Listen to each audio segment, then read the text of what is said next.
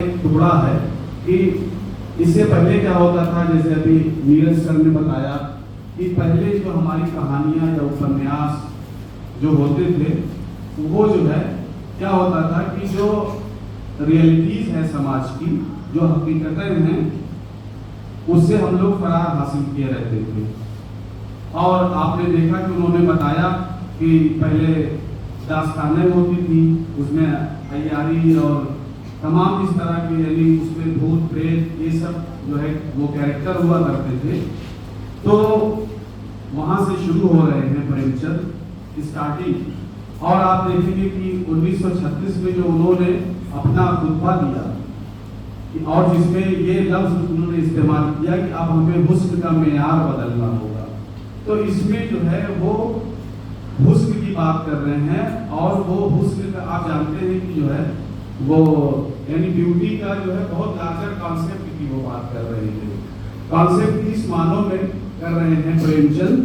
क्योंकि प्रेमचंद का ये कहना था कि अब हमें पहले जो राजा महाराजा नवाब और ऐसी कहानियां लिखी जाती थी, उन कहानियों में हम लोग देखते थे कि रानियों का वर्णन होता था। और इससे कोई भी लिटरेचर, चाहे वो हमारे सामने दीक्षिता मैडम बैठी हुई है,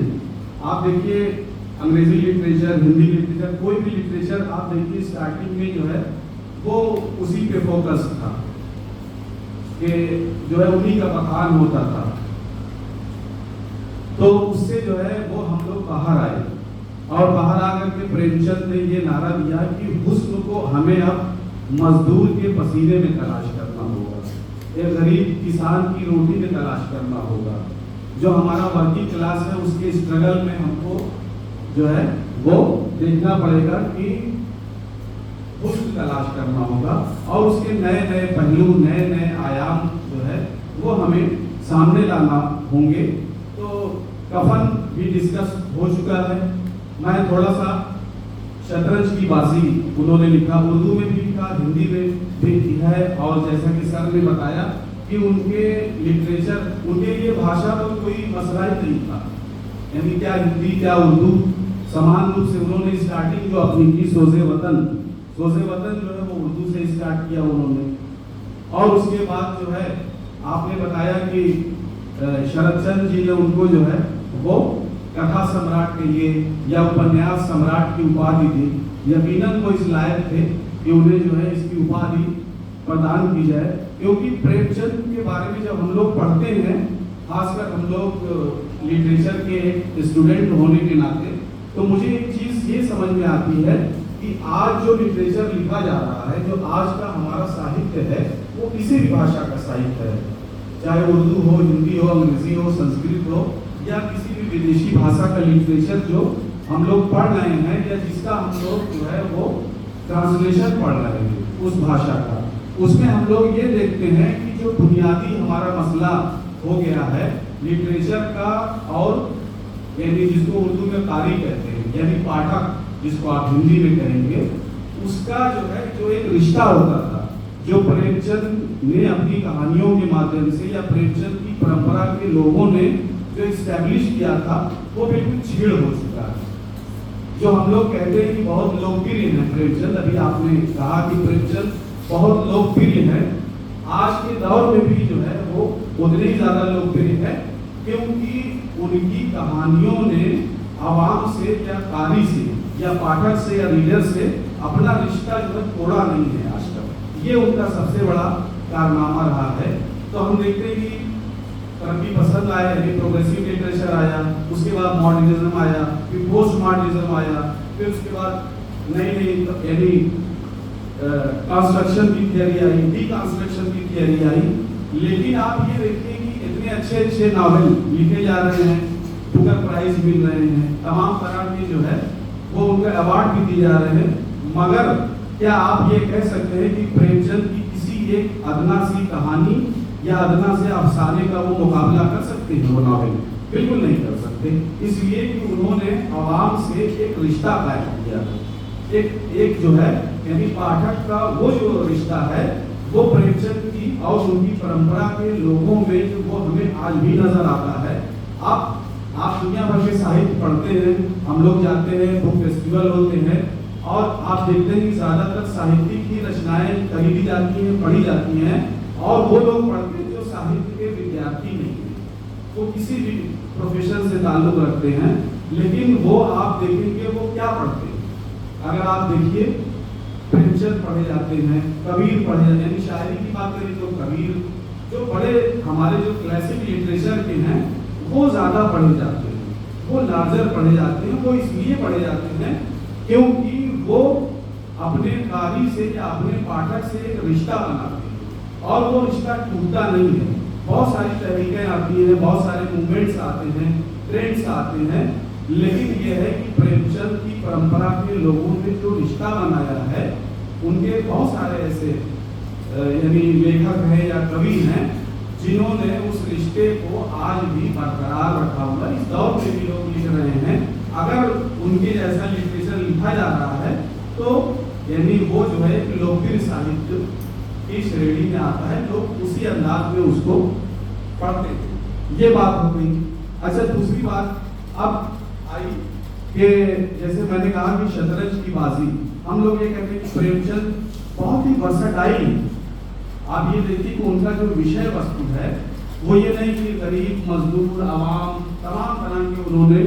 लोगों को एड्रेस किया है, मगर उसके साथ देखिए उन्होंने शतरंज की बाजी लिखी।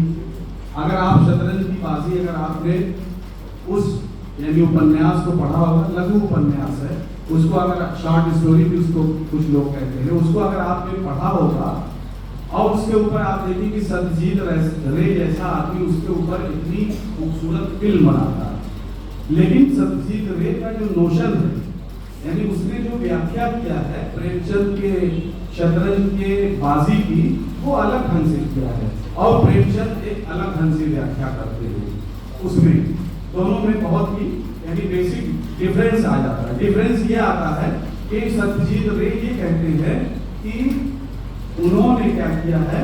कि जैसे प्रेमचंद जब शुरुआत करते हैं अपने इस शतरंज के खिलाड़ी की, उसमें दो बड़े बहुत ही अहम कैरेक्टर हैं। हम सब लोग जानते हैं कि लखनऊ जो है वो उसको तहसील अवध कहा जाता है, और तहसील अवध में जाहिर सी बात है कि हमारे जो आखिरी नवाब थे वाहिद अली शाह, जिनके बारे में अंग्रेजों ने बहुत सारी भ्रांतियां फैलाई थी, कि उसमें एक चीज जैसे ये फैलाई थी कि कहा जाता था कि नवाब है, यानी नवाब की जो मीनिंग है, हालांकि खलपत यानी इनका नाम खुद नवाब राय है, नवाब राय जो है इनका खुद नाम है, लेकिन नवाब के बारे में जो एक जनरल नोशन है या एक जो सामान्य बात कही जाती है नवाब के बारे में, वो यही कही जाती है कि इसका मतलब एक बहुत ही आलसी होगा, बहुत ही सुस्त होगा, बहुत ही लापरवाह होगा। और तो वो जो नोशन है वो अंग्रेजों का कायम किया हुआ है, कि उसमें जैसे ये सब भ्रांतियां फैलाई गई। इतिहास यानी जो इतिहास को जो प्रेमचंद ने देखा वो अंग्रेजों की आंखों से देखा, कि इस तरह का जो है वो यहाँ पे माहौल था कि बिल्कुल यानी भांग और अफीम भी करके जो है सब पड़े रहते थे, पूरा लखनऊ बिल्कुल मस्त था। उसमें वो कैरेक्टर उन्होंने दिखाया कि मिर्जा सज्जाद अली और मीर रोशन अली, वो यानी पूरी फिल्म आप देखिए या पूरा नॉवेल पढ़िए तो उसमें वो शतरंज ही जो है, जबकि शतरंज जो है आप देखेंगे शतरंज जो है सिंबॉलिक प्ले है, उसमें कि एक जो है प्रतीकात्मक गेम है, उसके पीछे बेसिकली वो जो है 1857 की कहानी जो है या गदर जो चल रहा होता है उसकी ओर प्रेमचंद जो है वो इशारा करते हैं अपने इस अफसाने के या अपने इस नॉवेल के माध्यम से। उन्होंने इस तरफ जो है वो इशारा किया है और ये दिखाया है कि लखनऊ के नवाब जो है वो क्या कर रहे हैं कि मीर रोशन अली और मिर्जा सज्जाद अली हैं, ये अंग्रेजों से जो है वो कोई लोहा नहीं ले रहे हैं और रियासत जा रही है। रियासत जो है वो धीरे धीरे अंग्रेज जो है उस पर